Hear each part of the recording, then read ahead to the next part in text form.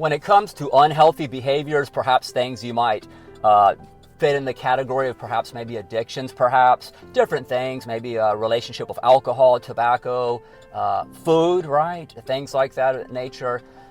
It's really an issue in terms of if somebody wants to change this, there's some key things here that really matter a lot. Number one, a person's readiness to change, right? Or even ready to change it, which is also tied into how you perceive it as whether it's a problem or not, because this is huge. A person's perception of the behavior itself and their mind, is it a problem?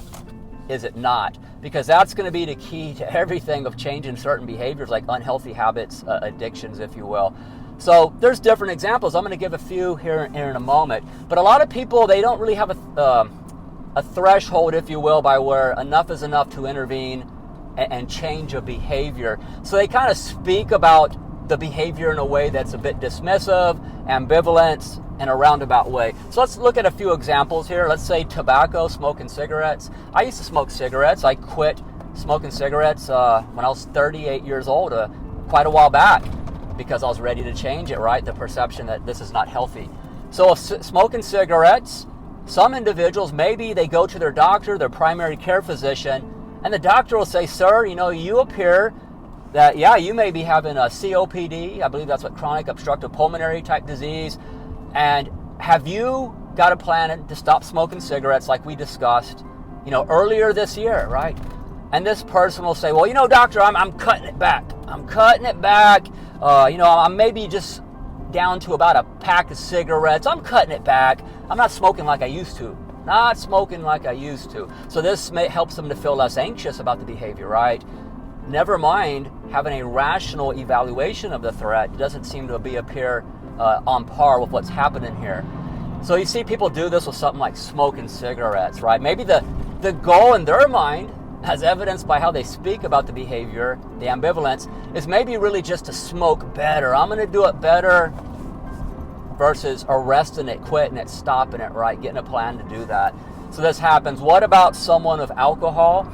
Alcohol use disorder is what it's called these days. You can say alcoholism, whichever of those works for you. So the truth is, some people are not meant to drink alcohol. One drink is too many, and 1,000's never enough. It always progresses with the tolerance. They can get withdrawal symptoms in the severe cases, very acute, severe withdrawal symptoms. So it can compromise their health, right? Their liver, other measures, mental health, other domains in your life. Essentially, it is what it is. Their life will progress into a state of unmanageability. It compromises their health. And this is the truth for some people. It is what it is. But some people dance around with this you can say ego, pride, this idea of being controlling, if you will. So a doctor might ask a person with this situation, sir, have you got a plan to stop drinking alcohol like we discussed earlier this year? Your liver enzymes are elevated. This is a concern. This is not good. Never mind all the other issues going on with this person, their health. So this same person will say, well, doc, I'm cutting it back. I'm cutting it back. And perhaps for this person, the goal is to not stop drinking alcohol. It's to do it better, right? So this is the ambivalence, the denial, the distortions, if you will. And one more quick example. What about someone who weighs over 300 pounds, diabetes type 2, or it could be pre-diabetes, right? The doctor says, sir, your A1C is borderline, your blood sugars are a bit elevated. We have concerns.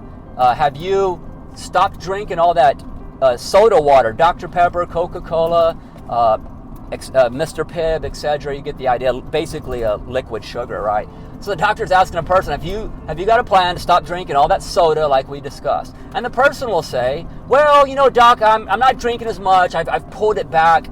Maybe I'm maybe drinking only no more than 2 liters of Dr. Pepper every day now, right? And that's better because it used to be more than that. Now, while there's something to be said about less harm reduction and at least getting a plan to taper and stop a behavior, there's a context for that. But at a certain point, the end goal is to stop the behavior, right? And sure, it can require treatment, help. People need to make changes in lifestyles, learn other coping skills to fulfill needs, and so on. So we understand, most people understand that recovery from certain behaviors and changing behavior, of course it's an effort, and it does require making some changes. But when people are ready to change, as a function of also having a honest, realistic, rational interpretation of the problem and the threat represented, they absolutely can recover and make changes. They sure can. So these two things are key. So I want to finish this up real quick by giving a visual, if you will, analogy, metaphor, or whatever works for you, what I'm about to use as an example. So I like to view this as your house is on fire, there's flames everywhere, and this house represents, if you will, your life, all the domains of your life. And you're in the house, and it's on fire, and there's people who offer help and support to put the fire out. But you are in the house that's burning down. You say, well, you know, hey, I've cut the flames back. I've cut them back. You know, I'm pulling them back. These flames are not 8 feet anymore. They're about 4 feet now. So I'm cutting these flames back in the house, right? So obviously this would be ridiculous and insanity. If your house is on fire, the goal is not to cut the flames back a little bit or dial them back or cut down on the amount of flames. If your house is on fire, the goal is to put the fire out if you do not want to burn down at the house.